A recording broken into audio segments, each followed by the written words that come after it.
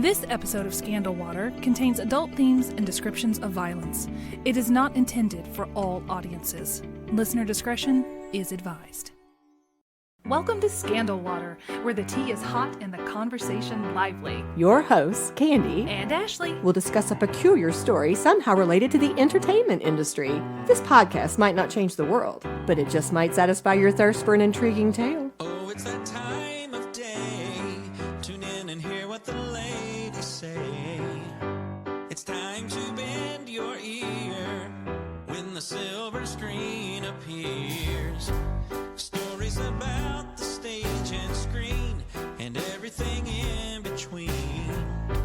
So come on and join the fun. The curtain opens in 3, 2, 1. Hello, Ashley. Hello. You know what? What? Do we have anything pleasant we want to say before we jump into today's topic, which is not going to be pleasant? Right. Well, we're not sure what the weather will be like the second week of October when this airs, but it is lovely today. Oh, it is gorgeous. The second day of September. Yeah. So we will cast our minds back to this moment. Yeah, as I was driving in today, I was thinking how gorgeous, because we've come out of really hot weather and then some thunderstorm, rainy type weather, and today is just perfect. We're laboring on Labor Day. We are. Here we are. And we're about to move into a story that is fascinating, but again, horrible and tragic. We can't escape them. We can't. But here's what we're going to do. I'm breaking all the rules, Ashley. Do it. I love Instead of it. asking you a question or giving you a quiz. Do I ask you a question? What are we talking about today, Candy? There's your question.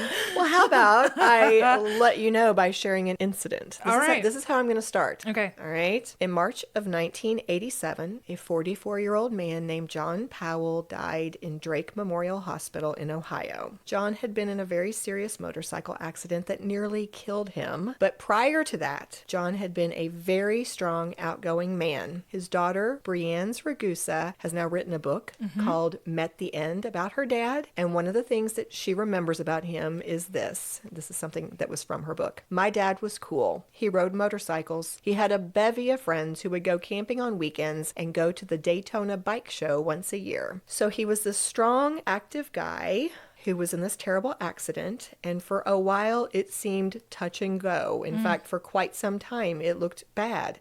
And then he started to get better. In fact, his daughter said that he was wheeling himself around Drake Hospital and that they called him their miracle patient. But even so, he kept getting sick with what appeared to be a respiratory problem. So he would be moved to University Hospital when he started to show these symptoms, and then he seemed to recover or get better. He would come back to Drake, and it would just be this cycle where once he was back at Drake, he would start to backslide again with his health. Sounds like something's happening at that hospital, huh? Maybe so. He ended up passing away, and in Ohio, an autopsy is required in cases that might involve vehicular homicide, which meant that... Oh, I see, because then they have to figure out, do we need to charge the person? Right. Okay. Like they have to check and make sure, what really was the cause. That meant that John Powell automatically had to have an autopsy, and Dr. Lee Lehman from the Hamilton County Coroner's Office was the man assigned to do that procedure. And while he was working, something caught the coroner's attention. He later said, quote, "What was unusual was when we opened the stomach and I could smell cyanide." So thankfully, Dr. Lehman had performed something like 500 autopsies at this point. And also some sources said that he had a very sensitive nose that some people just straight up can't detect that smell regardless. Yeah. But only because of his experience and his aptitude with his nose was he able to recognize the smell of cyanide, which is described as a burnt almond-like smell. It smells like almonds. Yeah. So because of this fluke where this man happened to catch it, he ruled the death a homicide, and the coroner's office contacted the Cincinnati Police Department, and this is the event that ultimately led to catching the serial killer, Donald Harvey, who is often referred to as the Angel of Death. He ain't no angel. No, he is not, and he is our topic today. Yeah, this is the one I did know about. Yeah. And this makes me so angry. Oh. People like this, and I am sorry to this person's family. I am sorry to all the families of these people, but it infuriates me when people are in the hospital and they're supposed to be under care, right, that people like this do this stuff. I think of him and Lucy Letby. Do you know anything about Lucy Letby? I do not. She is wretched. She is a wretched woman who has just been convicted, possibly the most prolific serial killer in London's history, for murdering NICU babies. Oh, you are kidding me. No, I'm not kidding you. No.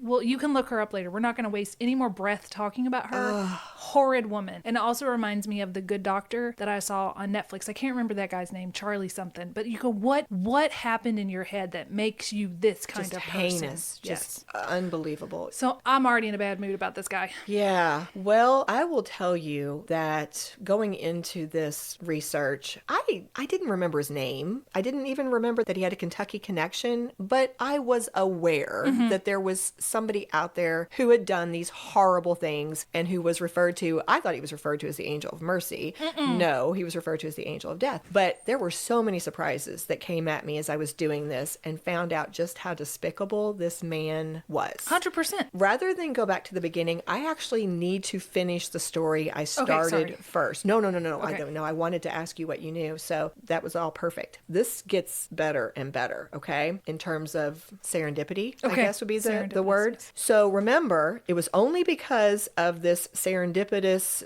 skill or expertise of this coroner that we even had it labeled a homicide. But we have another little incident coming up that's going to be just as surprising. When they labeled it a homicide, it started an investigation, of course. And according to a People magazine article, they first looked at John Powell's food sources and then they, questioned his wife. But it wasn't long before Donald Harvey came across their radar. According to a research summary of the incident, quote, nurses at the hospital were interviewed, and during one of those interviews, Donald Harvey's name was brought up because of his questionable ending of employment at the VA hospital. Hospital employees at this time were volunteering to take polygraph tests, and Donald volunteered to take one after buying a book on how to beat lie detector tests. But what ended up happening was, instead of taking that lie detector, he called in sick on the day that he was supposed to take the test, which meant that the police just decided to bring him in for questioning. Yep. And when they did, he confessed that he had put cyanide in John Powell's G-tube, saying it was because he felt sorry for him and his family. And he denied ever having done anything like that before, and they 100% believed him. So he couldn't beat the lie detector test, so he just told the truth, and then he lied to them, and they believed it. Yes. So he was indicted for John Powell's aggravated first-degree murder on April 6, 1987. And then here's what happened next. While reporting about the murder on air, a news anchor for WCPO named Pat Menarson was talking about it, and he kind of just wonders aloud to the other reporter there with him if Donald Harvey had actually killed other people too. Later, this news anchor, Pat Menarson, said, according to the police, Harvey had been in healthcare since the age of 18. He was now 36. That meant he'd spent half his life working in healthcare, taking care of patients in hospital settings. And for him to have killed one person in 18 years,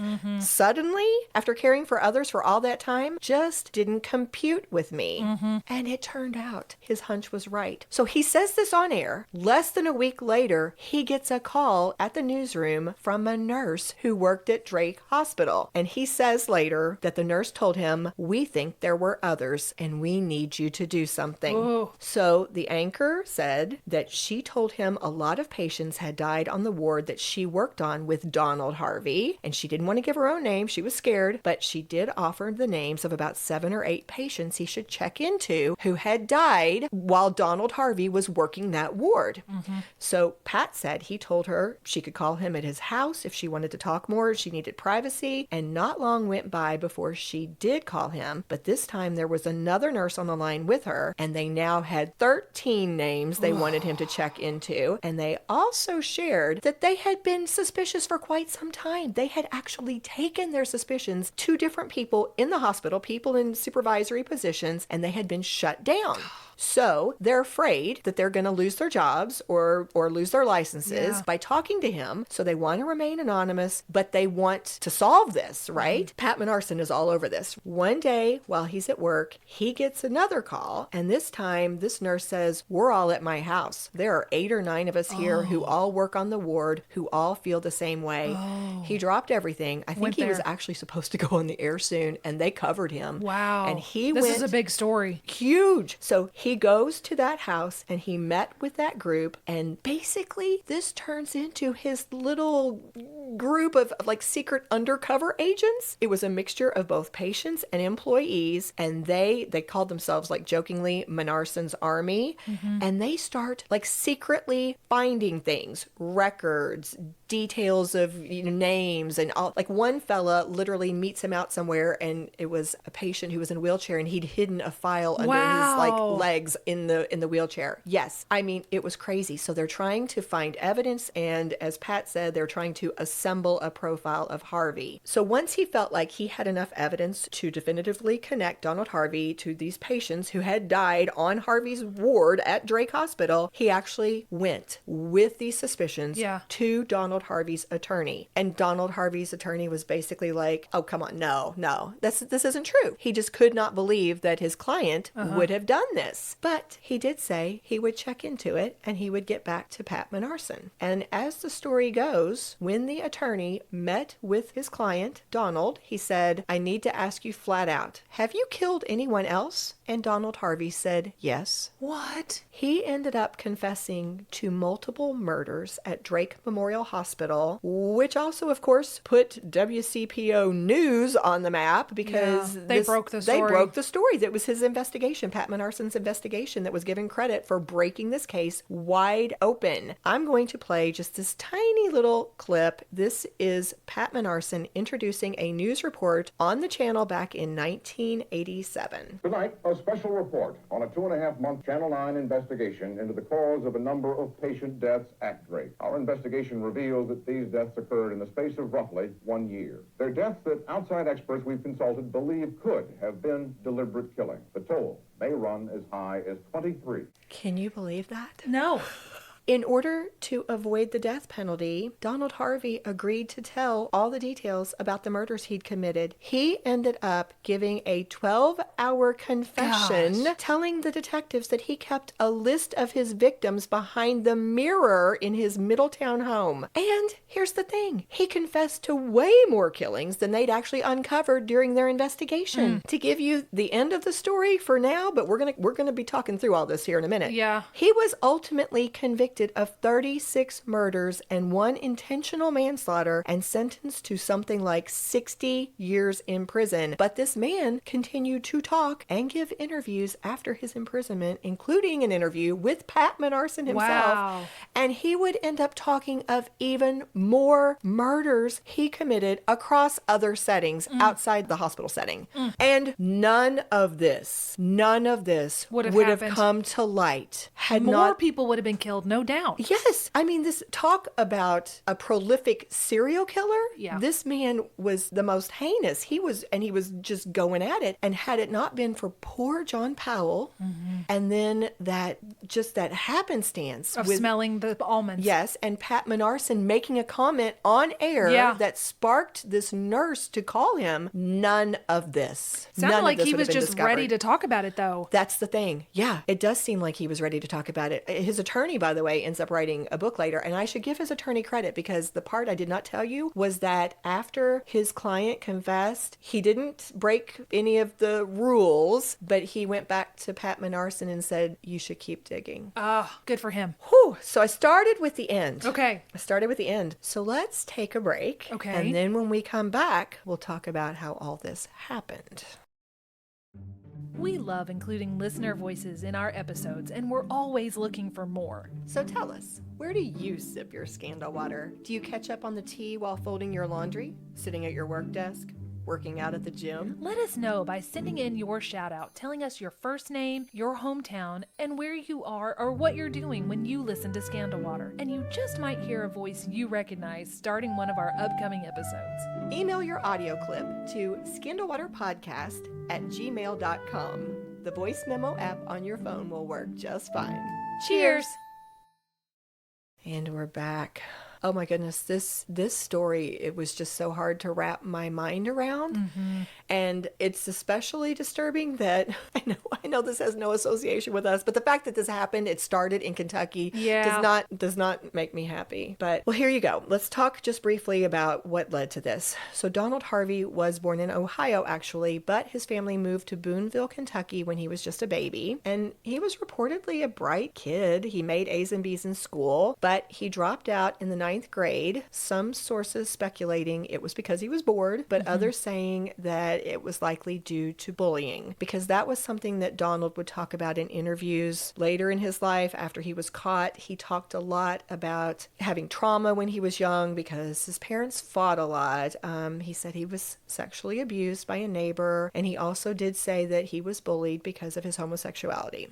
So those were some things that he talked about in his younger life. But after he left high school, he did get his GED, and he tried his hand at factory work for a while until he got laid off. And some say it was because of this circumstance where he was out of a job in Ohio and he had reportedly a sick relative. Most of the sources said it was a sick grandfather in London, Kentucky. That's what led him back to Kentucky. Okay. And once there in London, Kentucky, he ended up getting a job in the Marymount Hospital at 18 years of age. So he worked as an orderly at the Marymount Hospital, and this was starting in 1970. An orderly would have been kind of a nurse's assistant. Yeah. He would have had access to all the things that a nurse would have access to, basically, but probably also doing some other work. Probably grunt work. Yeah. Within a few months of getting his job, he had committed his first murder. So it's interesting because this is, I think, very common. We've talked about this numerous times. Conflicting information, right? Even from Donald Harvey himself. In some interviews, it sounded like he told a different story of what his first murder was. This comes from a 1997 interview that he gave where he said that one day he went to check on a stroke victim, and he claimed that this man, an elderly patient, rubbed feces in his face. And he said this obviously, he was not happy about that. He said it made him furious. So, quote, "The next thing I knew, I'd smothered him. It was like it was the last straw. I just lost it. I went in to help the man, and he wants to rub that in my face." He said he cleaned up the patient, and then he took a quick shower to clean himself up, and then he notified the nurses. They didn't notice that he was wet? Well, I'm sure he had access to dry himself off. I mean, Well, his hair and stuff. I don't think there's hair. I don't know. It's not a hotel. So he would go on to kill a second person in less than a month. According to Fox 56 News, this time he disconnected an oxygen tank at an elderly woman's bedside. So he left that hospital in 1971, which means he was only there a year at the most. Most of the sources said it was more like 10 months. But he reportedly killed at least 13 people while he was there in Laurel County, Kentucky. That's at least one person a month. It's crazy. He is said to have used a variety of different methods to kill his patients, from suffocating them with a pillow to, some sources talked about he had a faulty oxygen valve that actually sounded like it was working. It kind of made the hissing noises or whatever the noises would be, but it wasn't really letting the oxygen flow. And so that was apparently something over the course of his time in hospitals that he used different times. And then he, of course, also sometimes used drugs to kill them. And he had other methods as well. We'll come back to this later, but sometimes he used methods that were painful and cruel. Yeah. He left the hospital, though, when he was involved with a petty theft incident. That took him out of the hospital setting in Kentucky for a time. He served in the Air Force. That was less than a year. He was discharged in 1972. Reportedly, this is him talking about it. He said for a few years he was really struggling with mental health issues. There was even a failed suicide attempt. and he tried a few different jobs that didn't last very long. But ultimately, in 1975, he started working at the Veterans Administration Medical Center in Cincinnati, and that is where he stayed until 1985. So he was there like a decade. Yeah. It said that he kind of wore a couple different hats. It called him a nursing assistant, but it sounded like other times he actually also worked as an autopsy assistant. It sounded like if they needed him different places, sometimes he would just do it. He would just fill in. But during his time, he claimed that he killed somewhere between 15 to 18 patients, depending on which source you were looking at. In this decade? Yes. That seems like a low number. It makes you wonder, doesn't it, based on how many he did. He was doing one a month at the other place.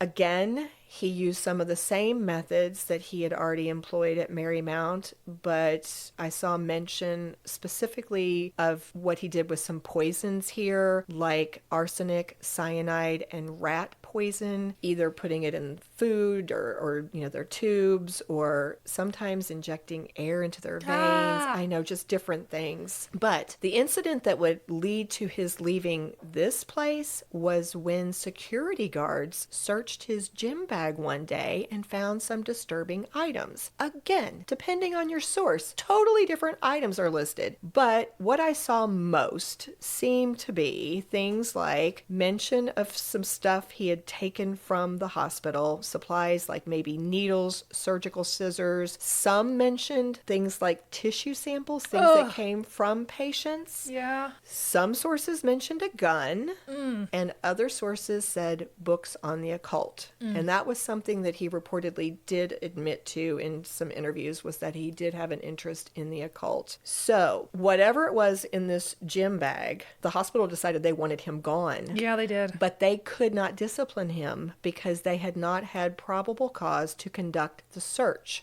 So rather than do anything about it, they used it to force him to resign. So he ends up leaving this hospital under these very suspicious circumstances, but has no problem getting a new another job. No problem at all. Now, before we move to the next place, which is Drake, that we've already mentioned before, I need to tell you that it's during all these years while he was at the VA hospital that it seemed like he had started to branch out to kill people outside the hospital setting. Why not? He's not getting caught. I know. In his mind, Abs- he's getting more brazen. 100%. And he would, I can't even. If you bothered him, if you angered him, if you annoyed him, you were at risk. Yeah, you were at risk. For example, a woman named Helen Metzger lived upstairs from Donald in the apartment complex, and she died in 1983 when he fed her arsenic in a pie with whipped topping. Another man, Edgar Wilson, he was 81. He also lived upstairs from Donald Harvey in the second floor apartment of a duplex, and Donald Harvey killed him in 1985 by giving him arsenic-laced stomach medicine after the two of them had argued about a utility bill. For several years, Donald had lived with a man named Carl, who was also, they were romantically involved, and he didn't like how much Carl was going out at one point, so he gave him small doses of arsenic over a long period of time to keep him home more. If he was sick, he wouldn't be going out as much, and also, I think, to make him suffer. I don't know if he said it in those terms, but I think it was also a punishment because he didn't like it. But those are just a few examples because, sadly, there were a lot more. One of the attorneys who had worked on the trial, he kind of half-jokingly said he killed half the people in his apartment complex. He killed a neighbor's dog at one point. Like, if you angered him... He just killed you. Yes. Or decided he would give you enough poison to make you sick, make you suffer. But moving on, it was in 1986 that Donald started working at his final hospital, Drake Memorial, where he would, as we know, finally get caught, only by chance. And as we've already alluded, the thing is, employees did notice that an unusual number of patients on the wards where Donald Harvey was working seemed to die. But here's the thing. At first, they thought it was just a coincidence. The New York Times reported That's a wild coincidence, guys. Listen to this. Wild. Listen to this. This is from the New York Times. Before he was caught, the hospital co-workers reportedly even joked a little bit about it.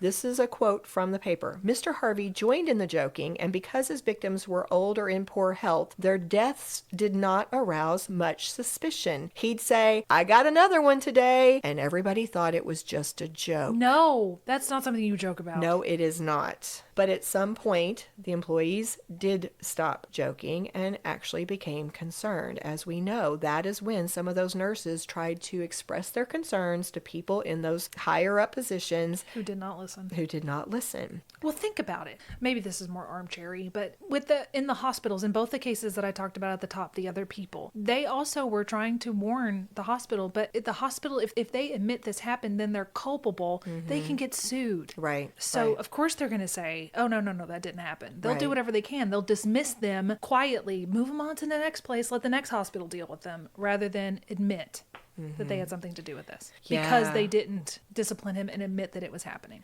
And you know what? It's like, that's the thing. They had enough suspicion at the VA hospital that they knew they didn't want him in their hospital.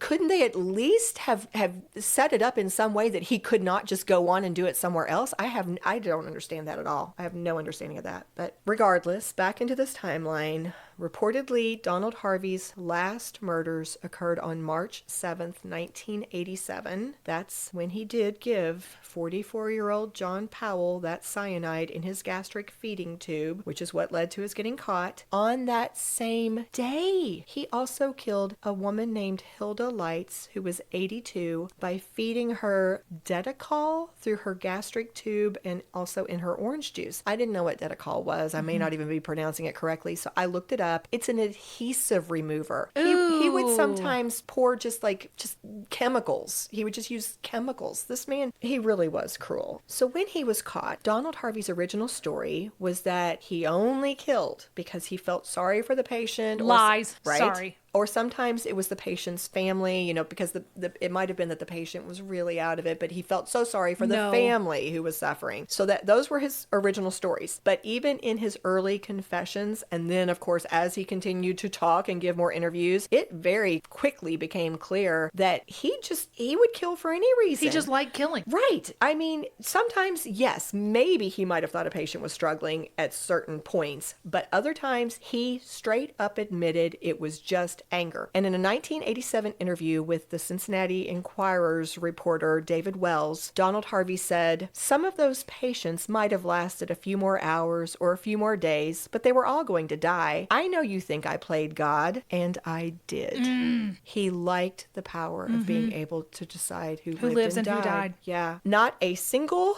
lawyer or interviewer who ever interacted with Donald Harvey ever said that they heard any remorse. During his October 1987 sentencing, the Hamilton County prosecutor Art Ney said that Donald Harvey described details of the killings, quote, like he would tell you he had gone out to get a sandwich for lunch.